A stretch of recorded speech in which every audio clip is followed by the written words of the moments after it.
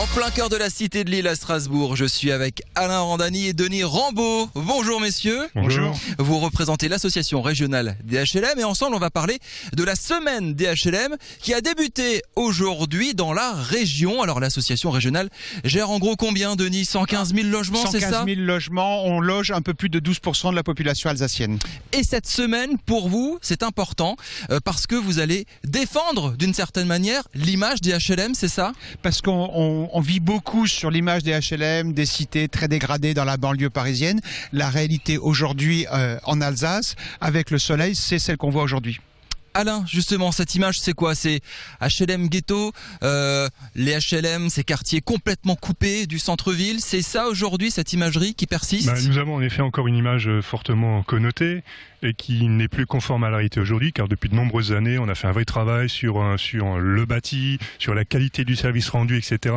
Et l'objectif de la semaine des HLM, c'est justement de pouvoir recadrer les choses et montrer une image différente du logement social aujourd'hui. La problématique essentielle, c'est l'accès au logement. Il manque des logements sociaux, c'est ce qu'on entend quasiment tous les jours, à la télévision, à la radio. Il y a dans la région, c'est ça Alain, à peu près 36 000 demandes. Il y a eu 36 000 demandes en 2013. Oui, alors on a un fichier unique de la demande, c'est-à-dire que toutes les demandes sont enregistrées dans un fichier unique de la demande de logement. On a recensé aujourd'hui 36 000 demandes, mais en réalité, il y a à peu près un tiers de gens qui n'ont effectivement pas de logement et dont il y a urgence pour les loger, en effet. Les délais d'attente? Les délais d'attente, à peu près 1 an sur le territoire de la communauté urbaine de Strasbourg, parce que c'est la plus grosse agglomération urbaine. Sur le Haut-Rhin, on est plutôt à 7 ou 8 mois.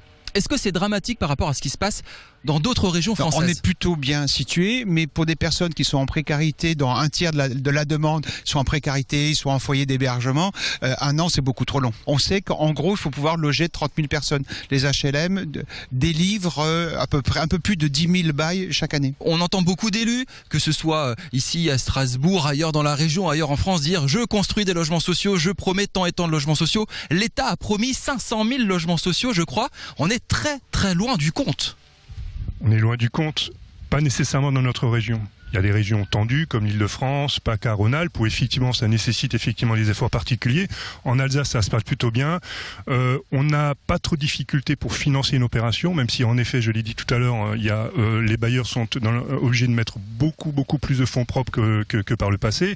La conséquence, c'est que cet argent qu'on met pour construire, on ne met pas pour rénover, ce qui est plutôt embêtant. Ce qui nous manque, c'est surtout les opportunités, le foncier. Le terrain, c'est toujours la même question, il manque du terrain dans la région. Etc. Voilà. C'est un peu ce qui manque. Oui. Et il manque du terrain dans les régions, dans les zones, il y a besoin. L'endroit où il y a le plus de demandes, c'est la communauté urbaine de Strasbourg, c'est forcément l'endroit dans la vallée de la Bruche, il y a plein de terrains. Dans la Bruche, il y a plein de terrains. Là où il y a la demande, c'est ici, et c'est forcément les endroits les plus contraints, malgré les efforts que font les collectivités locales. Alors là où on est, cité de Lille, je vous ai vu regarder en bâtiment tout à l'heure, Alain. Il y a de l'isolation extérieure derrière moi sur ces bâtiments. Ça a été rénové. Et le but du jeu, c'est que tout le parc HLM alsacien ressemble à ça.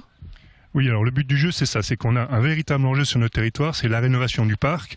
On a fait une petite étude au niveau de la Réal, et sur les 115 000 logements sociaux qu'on possède aujourd'hui, il y a à peu près 35-36 000 logements qui nécessitent d'être rénovés pour les rendre compatibles au Grenelle de l'environnement, d'accord?